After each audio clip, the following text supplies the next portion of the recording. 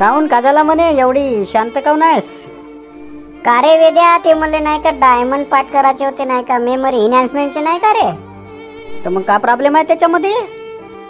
तुले लगेच डोकसा आहे रे, तू लवकरच पाठ करतेस, पण आमचा रे, आमचा विचार कर ना तू. मास्तरनं सांगितलेली आयडिया त्याच्या परीनं तो सांगते, तुला काहीतरी नवीन विचार करावा लागल नाही. जाऊ दे रे, तुझ्या मागं नोय लागणे.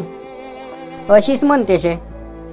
त्या दिवशी सांगलास नाही का तू, फोनिक डायमंड कोड नाही का रे, ते आता मला लक्षात आहेत. आता कोणता प्रॉब्लेम आहे तर मग? काही नाही रे, ते 1 ते 10 पर्यंतचे नाही का डायमंड कसे लक्षात ठेवायचे, पाठ होते तरी मग विसरून जाते. त्याची एक आयडिया आहे ना, एक गोष्ट लक्षात ठेव तू, तुला आठवण राहतील. पाय सांगतो आता, ऐक. सांग सांग. पाय, तुझाच नाव मनी आहे ना, तुझीच गोष्ट बनवतो. ऐक आता. हो, मी फड्याकडे पाहतो, तू सांग.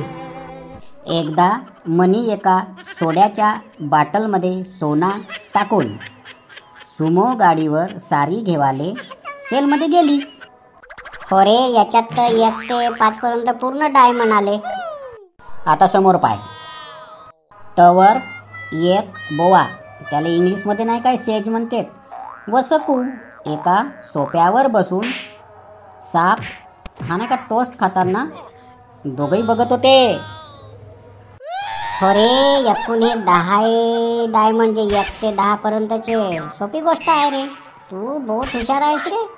म्हणून म्हणतो आपलाही डोकसा वापरावा लागते.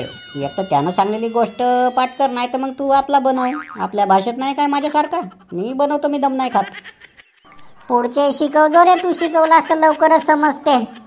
ठीक आहे, एक गोष्ट तू 5-6 वेळा पाठ करून टाक, तुला ते पहिले 1 ते 10चे डायमंड येऊन जातील. मोठी टेन्शन घेतेस तू.